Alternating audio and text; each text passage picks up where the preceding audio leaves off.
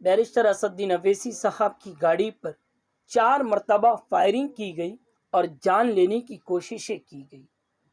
فانوس بن کے جس کی حفاظت ہوا کرے، فانوس بن کر جس کی حفاظت ہوا کرے، وہ شمع کیا بجھے جسے روشن خدا کرے۔ اس حملے کی ہم جتنی نندا کرتے گئے، جتنی مذمت کرتے گئے، اتنی کم ہے۔ نفرتوں کی آندھی کب رکے گی؟ نفرتوں کا طوفان کب رکے گا؟ کون ہے اس کے پیچھے ذمہ دار؟ بیرسٹر اسدالدین اویسی صاحب یو پی کے مہمان تھے۔ مہمان کی جان لینے کی کوششیں کی گئی۔ اے یو پی پہ بسنے والوں، اے غیور نوجوانوں، میری عزتدار ماں اور بہنوں اور میرے پیارے بزرگوں، اگر آپ اس کا بدلہ، اس کا انتقام چاہتے ہو تو آپ کو تلوار، بندوق، بارود اٹھانے کی ضرورت نہیں ہے۔ آپ کو وائلیشن کرنے کی ضرورت نہیں ہے۔ الیکشن کے دن مجلس اتحاد المسلمین کے ہر نمائندے کو آپ اپنی شہادت کی انگلی سے جتا کر ایوان اسمبلی کے اندر بھیجیے۔ نفرتیں انسان کو توڑتی ہے، پیار ہمیں جوڑتا ہے۔ ہم سب ایک مٹی کے بنائے گئے کہ جاتی واد نے ہمیں الگ کر دیا کہ ہم کو اس سوچ سے نکل کے آگے آنا ہوگا۔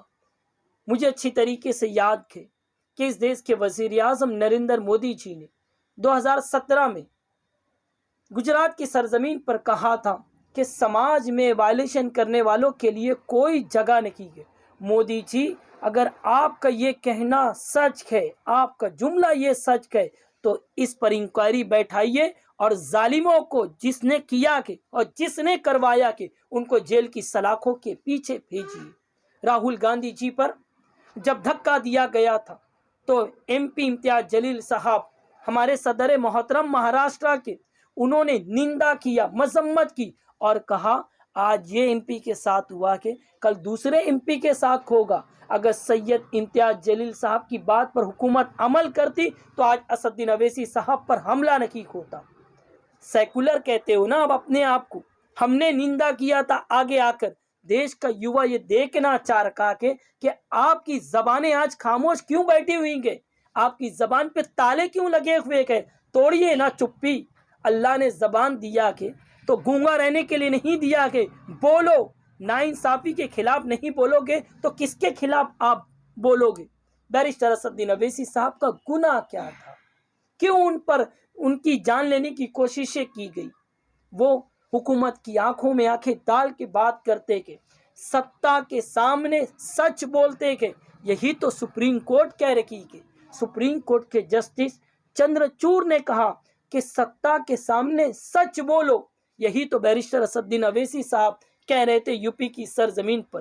آج ہم ان سے سوال کر رہے تھے جن کے ہاتھ میں ستا ہے، آج ہم ان سے سوال کر رہے ہیں جن کے ہاتھ میں پولیس ہے، طاقت ہے، کیوں میرے صدر محترم پر حملہ کیا گیا؟ اس حملے کو لے کر ایڈوکیٹ امول کاملے صاحب نے مجھ سے کہا کہ کل 3 بجے پرامن طریقے سے ہم اپنی شکایت پران آفیسر کو دینے والے گئے، ایک میمورنڈم پیش کرنے والے گئے۔ پرامن طریقے سے ہم حکومت سے بھی مانگ کرتے گئے کہ انکوائری بیٹھائی جائے اور سخت سے سخت ان ظالموں کو سزا دی جائے تاکہ بھارت دیش کے ایم پی پر، کوئی بھی ایم پی ہو، کسی کی گاڑی پر گولی برسائی نہ جائے۔ جے ہند، جے مہاراشٹر ساتھی۔